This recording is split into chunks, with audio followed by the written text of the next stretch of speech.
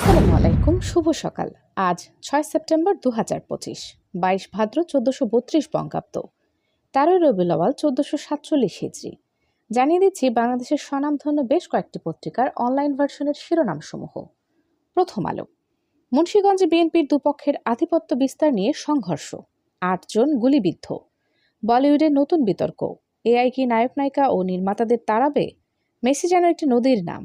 এদিকে ফ্যাসিবাদের দোসর আখ্যা দিয়ে বিরোধিতা, বাতিল হল কবিতা আবৃত্তির অনুষ্ঠান। উপাচার্যের আশ্বাসে প্রায় 24 ঘন্টা পর অনশন ভাঙলেন আন্দোলনরত শিক্ষার্থীরা। রাজবাড়ীতে নুরাল পাগলার দরবারে হামলার ঘটনায় 1 জন নিহত। জাতীয় পার্টির কার্যালয়ে আবার হামলা, ভাঙচুর ও আগুন। এ ধরনের বর্বরতা কোনো অবস্থাতেই সহ্য করা হবে না বলেছেন অন্তর্বর্তী সরকার।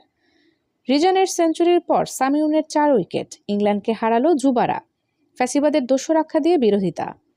চলে যাচ্ছে যুগান্তর পত্রিকার পাতায়। নুরা পাগলার কবর অবমাননার ঘটনায় সরকারের তীব্র নিন্দা। এদিকে গোয়ালন্দে নুরাল পাগলের দরবারে হামলা, নিহত 1 জন। নীলফামারীতে শ্রমিক নিহতের প্রতিবাদে ঢাকায় মানববন্ধন। ইলিশ কম পাওয়ার কারণ জানালেন মৎস্য উপদেষ্টা। আলুর মূল্য নির্ধারণে সরকার প্রয়োজনীয় পদক্ষেপ নিচ্ছে, জানিয়েছেন বাণিজ্য উপদেষ্টা। চট্টগ্রাম বিশ্ববিদ্যালয়ের আহত শিক্ষার্থীদের দেখতে হাসপাতালে গেলেন স্বাস্থ্য উপদেষ্টা। আরও 30 বাংলাদেশিকে ফেরত পাঠালো যুক্তরাষ্ট্র। এদিকে শনিবার ঈদে মিলাদুন্নবীর ছুটি, কারা পাবেন কারা পাবেন না। 6 মাসে গ্রেফতার 11,323 জন। সিলেটের ডিসি সারওয়ারকে নিয়ে আবেগঘন পোস্ট আইন উপদেষ্টার। উপসহকারী প্রকৌশলী শাহিন উদ্দিনকে বাধ্যতামূলক অবসর। এদিকে ডেঙ্গুতে 1 সপ্তাহে 12 জনের মৃত্যু। বিমানবন্দর থেকে ফেরত পাঠানো হলো লতিফ সিদ্দিকীর ভাইকে। চট্টগ্রামে মতবিনিময় সভা। চিকিৎসকদের সর্বক্ষেত্রে জবাবদিহিতা থাকতে হবে বলেছেন স্বাস্থ্য উপদেষ্টা। এডিবির প্রতিবেদন, এশিয়ায় খেলাপি ঋণের শীর্ষে বাংলাদেশ। মৎস্য খাতে দেশের বিজ্ঞানীদের অবদান গর্ব করার মতো বলেছেন ফরিদা আখতার। মহানবী সাল্লাল্লাহু আলাইহি ওয়াসাল্লামের অনুপম জীবনাদর্শ বিশ্বে শান্তি ও কল্যাণ নিশ্চিত করতে পারে বলেছেন প্রধান উপদেষ্টা। চলে যাচ্ছি আমার দেশ পত্রিকার পাতায়। ক্যাফেটেরিয়া কক্ষে চলছে ছাত্রদলের প্রচারণা, অনুমতি নেয়নি কর্তৃপক্ষের। 7 সিস্টার্স নিয়ে ভারতের সিকিউরিটি থ্রেটকে কাজে লাগাতে হবে। দক্ষিণ এশিয়ায় জিওপলিটিক্যাল প্লেয়ার হয়ে উঠতে পারে বাংলাদেশ। ছাত্রলীগের প্রোগ্রামে ডাকসু প্রার্থী আবু বাকেরের ছবি ভাইরাল। জাতীয় পার্টিকে নিষিদ্ধের দাবি 30 দলের।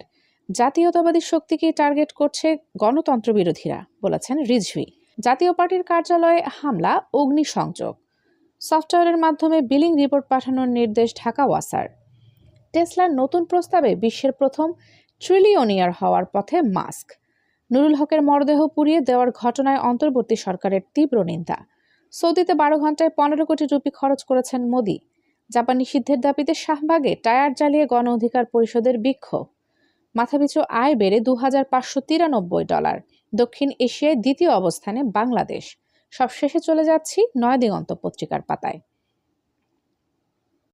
ফ্যাসিস্ট আওয়ামী লীগের দোসর জাপার রাজনীতি নিষিদ্ধের দাবি 30 দলের। জাতীয় পার্টির কেন্দ্রীয় কার্যালয়ে আবারও ভাঙচুর, অগ্নিসংযোগ।